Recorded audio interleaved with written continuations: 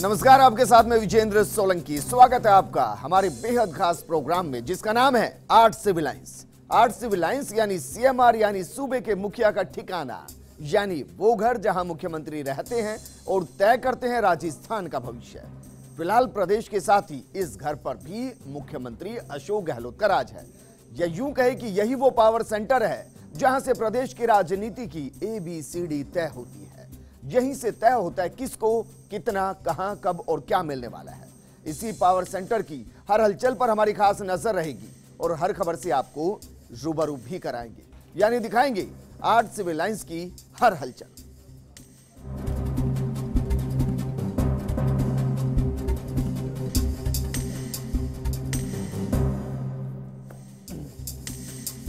जननायक यानी कि मुख्यमंत्री अशोक गहलोत राजस्थान को अपना परिवार मानते हैं और राजस्थान की जनता से उनका बेहद खास लगाव भी है। शायद यही कारण है कि जयपुर में मुख्यमंत्री निवास पर प्रदेश भर से लोग उम्मीदें लेकर आते हैं और मुस्कान के साथ वापस लौटते हैं। इसी के चलते मुख्यमंत्री अशोक गहलोत के आवास पर फिर बड़ी संख्या में लोग पहुंचे। इस दौरान सूबे के मुखिया ने भी सभी से आत्मीयता के साथ मुलाकात की और समस्याओं पर जल्द से जल्द समाधान का आश्वासन भी दिया। मुख्यमंत्री से मिलने छात्राओं का एक दल भी पहुंचा। वहीं राजस्थान यूनिवर्सिटी के हॉस्टल में रहने वाली इन छात्राओं ने कुलपति की शिकायत मुख्यमंत्री से की। आपको बता दें कि कुछ दिन पहले कुलपति ने इन छात्राओं को हॉस्टल खाली करने के निर्देश दिए थे। समस्या को सुनकर मुख्यमंत्री ने छात्राओं को समस्या के समाधान का आश्वासन दे दिया। वहीं महात्मा ज्योतिराव फुले शिक्षण संस्थान से जुड़े लोग मुख्यमंत्री गहलोत से मिलने पहुंचे, तो इसके अलावा मुस्लिम, सिख समेत कई समाज के लोगों ने भी मुख्यमंत्री से मुलाकात की और अपनी अपनी समस्याओं से उनको रूबरू भी कराया। और इस दौरान जरा देखिए किस तरीके से मुख्यमंत्री वहां पर पहुंचे, हर किसी से मिलते नजर आए और इंतजार के दौरान भी छात्राओं के चेहरे पर मुस्कान और उनको यकीन कि उनके जननायक यशस्वी मुख्यमंत्री अशोक गहलोत जो सबकी समस्याओं के दर्द को हर लेते हैं, वो उनकी समस्याओं का भी निवारण जल्द करेंगे। और इसी भरोसे के साथ जब वो मुख्यमंत्री आवास पर पहुंचे तो कतारें जरा देख लीजिए। ये कतारें उस विश्वास की जो मुख्यमंत्री के ऊपर, ये कतारें उस भरोसे की जो मुख्यमंत्री के ऊपर, और ये कतारें उस आत्मीयता की जिसके साथ ये मुख्यमंत्री से मिलने पहुंचे। और मुख्यमंत्री ने भी हर किसी से मिलकर उनकी समस्याओं को जाना और समाधान के लिए उनको आश्वासन भी दिया, जिसके बाद हर किसी के चेहरे पर मुस्कान नजर आई।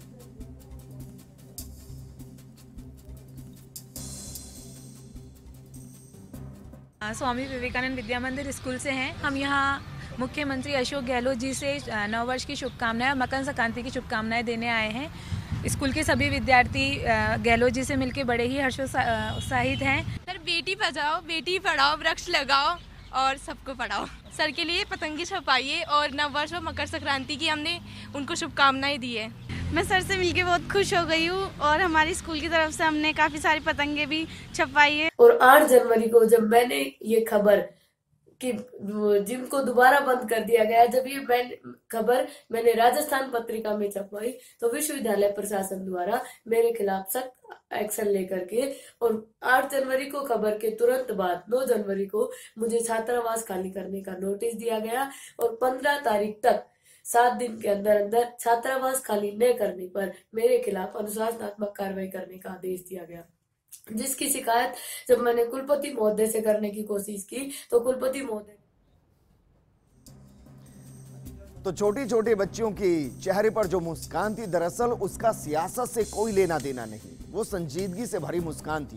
वो उस सोच के बाद का रिफ्लेक्शन था जो दरअसल मुख्यमंत्री से मिलने के बाद सकारात्मक होती नजर आई, क्योंकि मुख्यमंत्री उनसे मिले, उनसे बातचीत की, समस्याओं को सुना, समस्याओं के समाधान का आश्वासन दिया और उसके बाद किस तरीके से हर किसी के चेहरे पर मुस्कान थी, ये आपने देखा। दरअसल हर दिन सैकड़ों की संख्या में प्रदेश भर के लोग यहां पर पहुंचते हैं, मुख्यमंत्री के आवास पर पहुंचते हैं और हर किसी से मुख्यमंत्री मिलते हैं। किसी को निराश नहीं किया जाता और इसीलिए उनको कहा जाता है कि वो 24 घंटे 7 दिन के मुख्यमंत्री, यानी कि हर वक्त जनता के लिए उनके आवास के द्वार खुले रहते हैं। लेकिन वो जिम्मेदारियों को भी बखूबी निभाते हैं और यही वजह कि इसके बाद मुख्यमंत्री अशोक गहलोत सीएमओ पहुंचे। यहां उन्होंने प्रमुख सचिव कुलदीप रांका और ओएसडी गौरव बजाड़ के साथ चर्चा की। इस दौरान विधानसभा सत्र को लेकर बातचीत हुई, तो वहीं आपदा प्रबंधन को लेकर भी गहलोत ने अधिकारियों के साथ चर्चा की। आपको बता दें कि गौरव बाजार के पास आपदा प्रबंधन का चार्ज है और उसी को लेकर बातचीत यहां पर की गई और मुख्यमंत्री पहले निवास पर कार्यकर्ताओं की, जनता की दुखों को सुनते नजर आए, उनकी समस्याओं को सुनते नजर आए। उसके बाद सीएमओ पहुंचे और सीएमओ पहुंचकर जो प्रदेश की जिम्मेदारियां हैं उसको लेकर मंत्रणा करते नजर आए। और इस दौरान जो 15 जनवरी से विधानसभा का सत्र शुरू हो रहा है उसको किस तरीके से आगे चलाया जाए, किन किन मुद्दों को वहां पर उठाया जाएगा, किन किन मुद्दों को लेकर बहस हो सकती है। और ये विधानसभा सत्र जो कि मुख्यमंत्री अशोक गहलोत के इस कार्यकाल का पहला सत्र होगा, उसको ऐतिहासिक किस तरीके से बनाया जाए, ज्यादा से ज्यादा जनता से जुड़े मुद्दों को उठाकर उनको राहत दी जाए, इसको लेकर मंत्रणा आज सीएमओ में मुख्यमंत्री अशोक गहलोत करते नजर आए।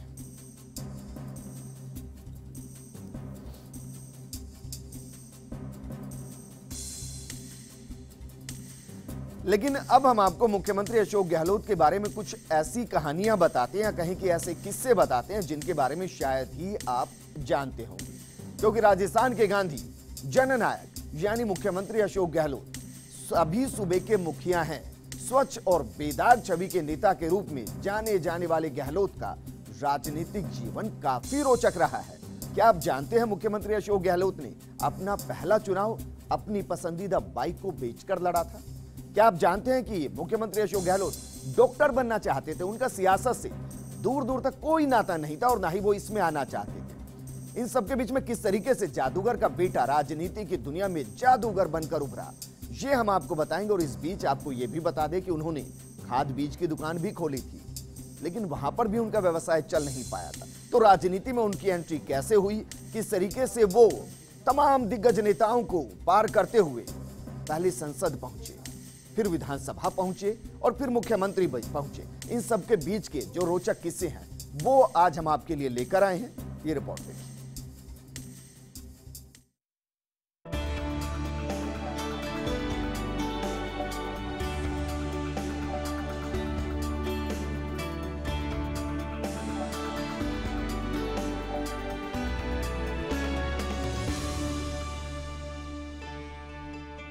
राजस्थान में कांग्रेस का सबसे बड़ा चेहरा और सूबे के मुखिया अशोक गहलोत प्रदेश में सियासत के जादूगर के तौर पर भी जाने जाते हैं। दरअसल उनके पिता बाबू लक्ष्मण सिंह गहलोत देश के जाने माने जादूगर थे। अशोक गहलोत ने भी पिता से ये फन सीख लिया था। स्कूली दिनों में ही जादू की कला में लोकप्रियता साधना अशोक गहलोत को आ गई थी और वो भी कई तरह के जादू दिखाते थे।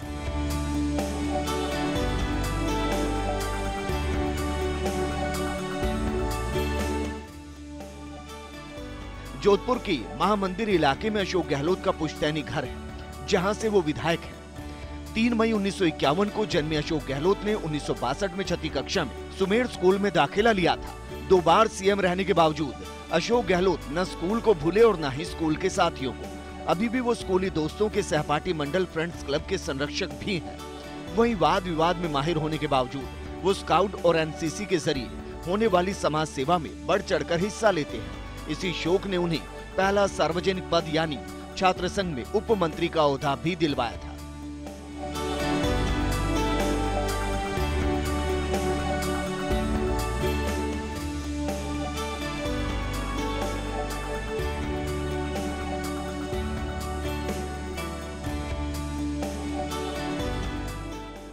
खास बात तो ये भी है कि अशोक गहलोत सियासत में करियर नहीं बनाना चाहते थे। डॉक्टर बनने की हसरत लिए उन्होंने जोधपुर विश्वविद्यालय में दाखिला लिया, लेकिन उनका ये सपना पहले साल ही टूट गया क्योंकि पीएमटी एग्जाम में सफल नहीं हो पाए और उन्हें बीएससी की डिग्री से संतोष करना पड़ा।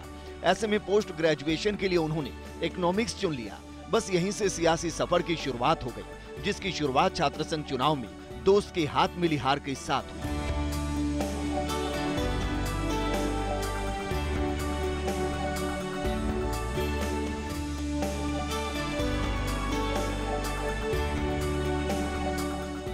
कॉलेज से निकलने के बाद गहलोत के सामने रोजगार का संकट खड़ा हो गया। अशोक गहलोत ने 1972 में बिजनेस में हाथ आजमाया और जोधपुर से 50 किलोमीटर दूर पीपाड़ कस्बे में खाद बीज की दुकान खोली, लेकिन यहाँ भी असफलता हाथ लगी और 1.5 साल में ही कारोबार समेटकर जोधपुर लौटना पड़ा। जिंदगी के इसी उतार चढ़ाव में गहलोत गांधी शांति प्रतिष्ठान में शांति तलाशा करते थे। दरअसल कॉलेज के दिनों में अशोक गहलोत गांधी साहित्य पढ़ते पढ़ते गांधी शांति प्रतिष्ठान और संचालक नेमीचंद से अलग रिश्ता बना चुके थे। 1971 में गहलोत ने बांग्लादेश मुक्ति संग्राम के वक्त गांधीवादी डॉक्टर SN सुब्बाराव के शिविरों में भी सेवा की। इसके बाद वर्धा में गांधी सेवा ग्राम में 21 दिन की ट्रेनिंग ली। यही कारण है कि सादगी गहलोत की शख्सियत का हिस्सा बन गई और गहलोत ने गांधी दर्शन को जीवन में उतार दिया।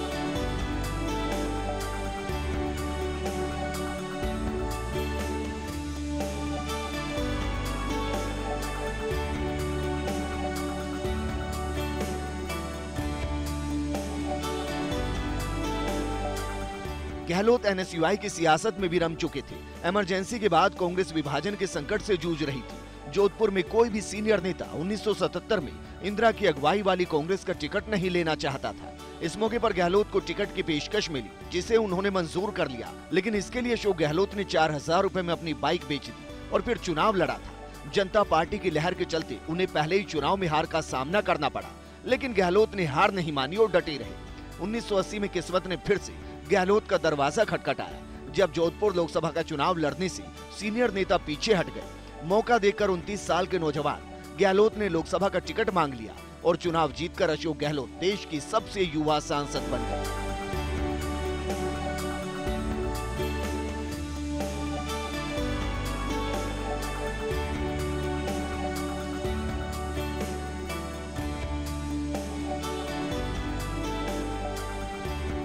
राजस्थान के कद्दावर नेताओं के बीच सीधे साधे और मिलनसार अशोक गहलोत से इंदिरा गांधी इतनी प्रभावित हुई कि 1982 में उन्हें केंद्र में राज्य मंत्री बना दिया। 1984 में गहलोत राजस्थान प्रदेश कांग्रेस कमेटी के सबसे युवा अध्यक्ष बना दिए गए। बड़े नेताओं की आदत के विपरीत गहलोत ने शहर स्तर पर नेताओं की नई पांत को संवारने का बीड़ा उठाया।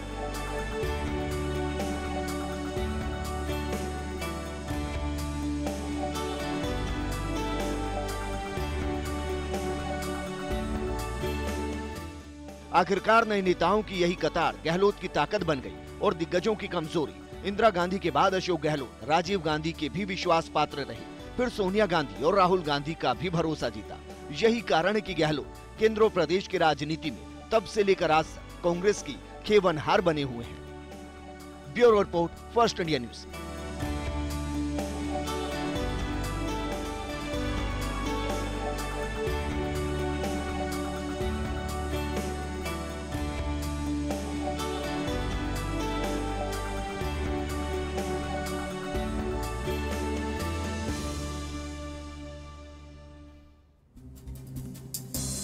ये दरअसल अतीत के वो झरोके जो हमें ये सोचने पर मजबूर करते हैं कि हिम्मत हारनी नहीं चाहिए और लक्ष्य को भेदने के लिए हमेशा तत्पर रहना चाहिए। तभी तो जरा सोचिए ना, एक जादूगर के बेटे सबसे पहले डॉक्टर बनना चाहते हैं, लेकिन वहां सफलता नहीं मिलती, तो फिर खाद बीज की दुकान खोली जाती है, लेकिन सफलता वहां पर भी नहीं मिलती। सियासत में कदम रखा जाता है, चुनाव लड़ा जाता है, अपनी पसंदीदा बाइक को बेचा जाता है, लेकिन अफसोस फिर भी सफलता नहीं मिलती। लेकिन कहते हैं कि सफलता पाने वालों के लिए सफलता कदमों में जरूर आती है और मुख्यमंत्री अशोक गहलोत के लिए ये कहा भी जा सकता है। इस दौरान एक किस्सा मैं भी आपको सुनाता हूं। 2013 के दौर में जब मुख्यमंत्री अशोक गहलोत प्रचार के लिए निकले हुए थे, उस दौरान उदयपुर के आदिवासी इलाके के अंदर भी वो एक एक बच्चे को जानते थे, एक एक बुजुर्ग को वो जानते थे, नाम से जानते थे, और वो कहीं पर भी किसी के भी घर में बिना बताए पहुंच जाते थे और उनका जो सत्कार होता था और जिस तरीके से वो उनसे गले मिलते थे, ये बताने के लिए काफी है कि उनकी पहुंच राजस्थान के छोटे छोटे कोने में है। और कांग्रेस का मतलब राजस्थान के अंदर मुख्यमंत्री अशोक गहलोत है, और यही वजह है कि कोई उन्हें गांधी कहता है, कोई उन्हें जननायक कहता है। लेकिन लोगों की पसंद और सियासी कामों के बीच में प्रदेश की जिम्मेदारी वो बखूबी निभाते हैं। और इस दौरान अगर कोई प्रदेश को बेचारा कह दे तो फिर वो कहते हैं कि बेचारा नहीं, ये प्रदेश देश का सिरमौर है। लेकिन ये तो उनके कामों की बात हुई, जनता के बीच के जुड़ाव की बात हुई। सोशल मीडिया पर वो किस तरीके से सक्रिय रहते हैं, ये भी हम आपको बताएंगे। एक छोटे से ब्रेक के बाद जल्द लौट रहे हैं और फिर हम आपको बताएंगे कि ट्विटर और फेसबुक की दुनिया में मुख्यमंत्री अशोक गहलोत किस तरीके से छाए हुए हैं। जल्द हाजिर होंगे।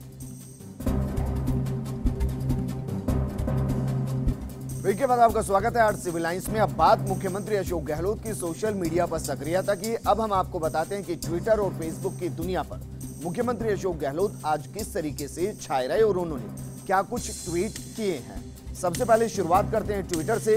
ट्विटर पर मुख्यमंत्री अशोक गहलोत की वॉल पर जो लगभग 6 घंटे पहले ट्वीट किया गया है वो दरअसल सुष्मिता देव का ट्वीट है, जिसको मुख्यमंत्री अशोक गहलोत ने अपनी वॉल पर भी लिया है और दरअसल उनके साथ मुलाकात उन्होंने की है। इसको अभी तक 1000 लोगों ने लाइक किया, 222 बार ये रीट्वीट किया गया और 29 लोगों ने इस पर कमेंट किया है। इसके अलावा राहुल गांधी जो कि शेख नायन बिन मुबारक से मिले हैं अबू धाबी के अंदर, उनके साथ की मुलाकात के फोटो को ट्वीट यहां पर किया गया और इस दौरान ये भी लिखा है इसमें कि जो अबू धाबी है वो इंडिया की सच्ची दोस्त है, हिंदुस्तान के सच्चे दोस्त है। इसको 17,000 लोगों ने लाइक किया है, 4,000 बार इसको रीट्वीट किया गया है और 1400 बार इस पर कमेंट किया गया है। इसके अलावा राहुल गांधी जो अबू धाबी के स्टेडियम के अंदर संबोधित कर रहे थे भारतीय मूल के नागरिकों को, उसके फोटोज को शेयर किया गया है। वहीं इसके अलावा आज स्वामी विवेकानंद, उनको उनकी बर्थ एनिवर्सरी पे मुख्यमंत्री अशोक गहलोत याद करते नजर आए। ट्वीट यहां पर किया गया और उनको जो ये याद किया गया है, इस ट्वीट को 978 बार लाइक किया गया है और 203 बार इसको रीट्वीट किया गया। वहीं 86 बार इसको कमेंट भी किया गया है। वहीं अगर फेसबुक वॉल पर जाएं तो युवा वर्ग स्वामी विवेकानंद के व्यक्तित्व और आदर्शों को आत्मसात करने का संकल्प लें और सामाजिक कुरीतियों को दूर करने से आगे आकर अपनी शक्ति लगाएं। अन्याय पर चुप रहने की बजाय पूरी शक्ति से उसका जवाब देने की प्रवृत्ति विकसित करें। दरअसल स्वामी विवेकानंद जी ने कहा था, उन्हीं के शब्दों को यहाँ पर दोहराया गया, यानी कि उनके जन्मदिन पर उनको याद यहाँ पर किया गया है और इस पोस्ट को 334 बार शेयर किया गया है और 150 इस पर कमेंट किए गए हैं। वहीं 1700 लोगों ने इस पर रिएक्शन भी यहां पर दी है। तो आज मुख्यमंत्री अशोक गहलोत सोशल मीडिया पर किस तरीके से सक्रिय नजर आए, किस तरीके से ट्विटर पर और फेसबुक पर स्वामी विवेकानंद को याद करते नजर आए, ये हमने आपको दिखाया। लेकिन अब हम आपको चलते चलते छोड़कर जाते हैं एक राजस्थानी गाने के साथ, जिसके बोल में राजस्थान के जननायक हैं यानी कि मुख्यमंत्री अशोक गहलोत हैं। नमस्कार।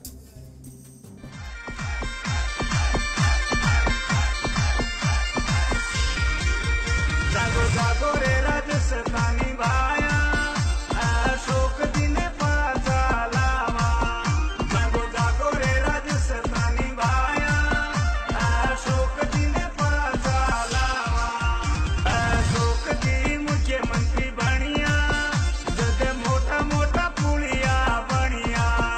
अशोक जी मुख्यमंत्री बनिया, जदे मोटा मोटा पुलिया बनिया। जागो जागो